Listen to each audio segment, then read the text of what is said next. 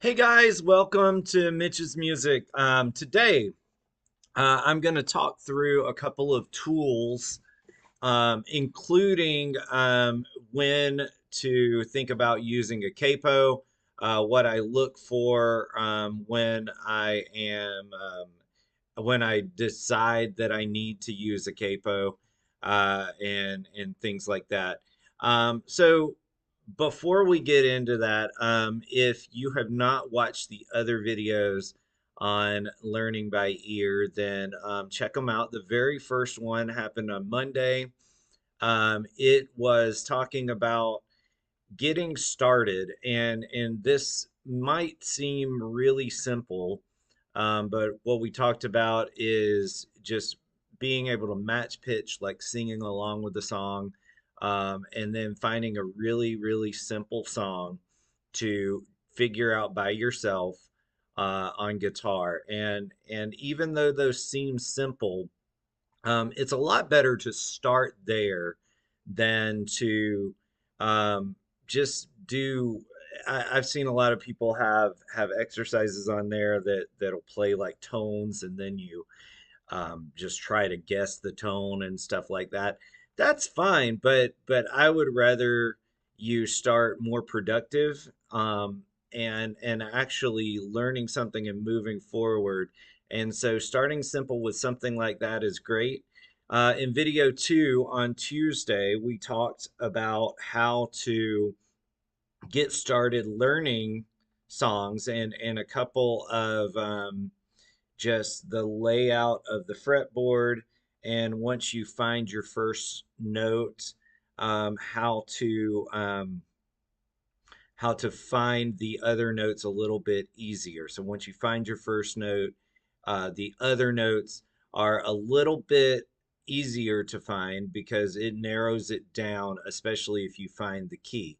Now, if you get it wrong, don't worry about it too much because you can always just keep searching and finding your way around there. But have a song on loop, and yeah, so that's one of the things we're getting into today is some of the tools. And a lot of the tools that I'm going to talk about are actually on YouTube.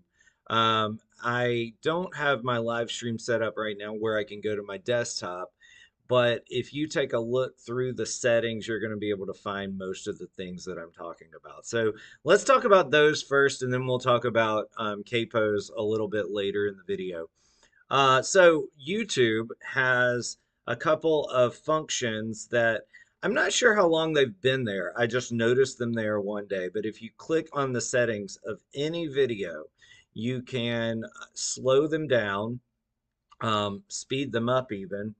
And so that is a great way to learn to play a song by ear. Slow it down, and then YouTube, I believe also, I don't use it that much, so I'm not sure about it. I will double check and confirm this. But YouTube also, I believe, has a looping function to where you can loop a certain section over and over and over again. What I may do is once I personally learn how to do that, I will make a video on how to do that. But those are two main tools that I think are great.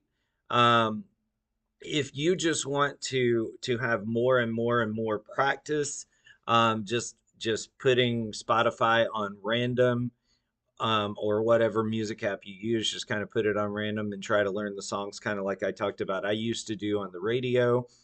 Um, and then today, the other tool that you could use is just going after you try to learn a song, going and trying to just double check to see what other people think about the chords by using Ultimate Guitar. If the song's on my site, checking it out on my site, or things like that.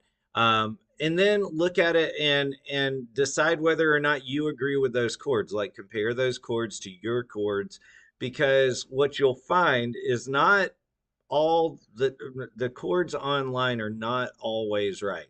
I make mistakes, people make mistakes out there. What you're going to learn too is that as you're learning by ear, you're going to make mistakes too, and you're gonna think that you're right for the longest time. There's so many songs that I listened to, I played by ear, and then I listened to it again, and I'm like, oh, it doesn't do that right there. It does this.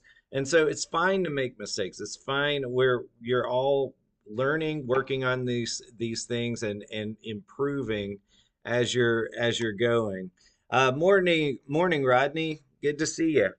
Um, and so that's pretty much it as far as tools. I'm sure there are more that you could use, but like I said, there's a lot of like learning by ear courses that you could look at and stuff like that. But a lot of them are going to be more of the like playing a pitch, trying to recognize it and stuff like that, working on intervals and stuff like that. That's great, but I would rather you be working on learning something that you actually want to learn rather than just random notes out in the universe. So, um, basically, the idea is get started.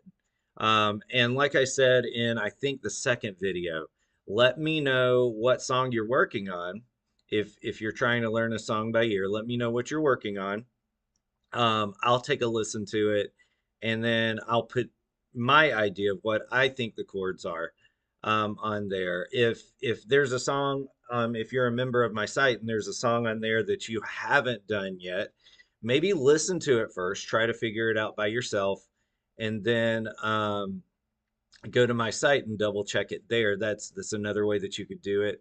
Um, Most of the time, I would say with the majority of my songs, unless they're like Christmas or some of the folk songs, I try to do them in the exact same key as what you would hear on Spotify or any recording that you're doing.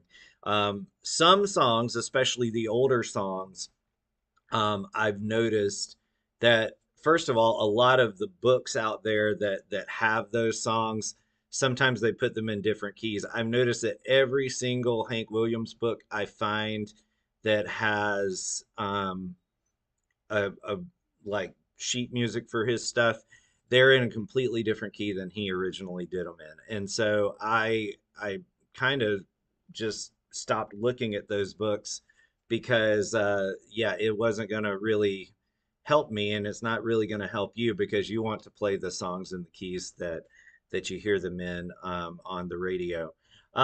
So one of the questions last, like, it's been years ago. It was back when I started to live stream. Somebody asked, um, how do you know when to use a capo? And the simple answer is that there are only a couple of voicings on the guitar that like when you're playing open chords, a G, for instance, it's going to be very, very, very, very difficult to get that voicing anywhere else on the guitar. And so if you're hearing these particular notes, if you're hearing those particular notes, but it's not an actual G chord, most likely it's using a capo. Another one that like D chords. D chords, they're fairly easy to move up around the fretboard. But but even if you're hearing like the kind of,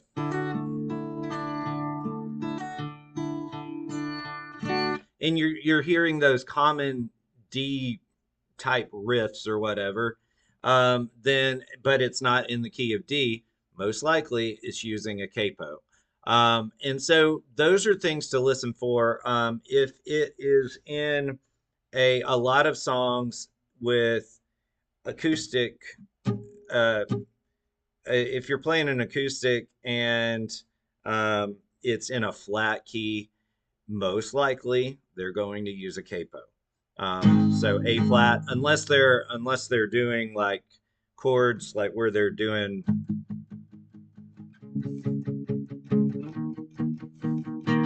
Unless they're doing stuff like that or just strumming.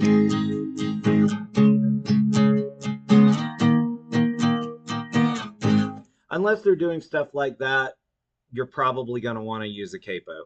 Um, Other reasons I use a capo personally is when you're doing those songs with that are flatted keys, and this is more of a personal preference rather than a learning by ear thing, but it's also kind of looks into the minds of other people as they're making these. Is that for if I'm playing live and I'm doing a lot of songs that are in a flatted key and I'm having to use bar chords, my hands just get tired.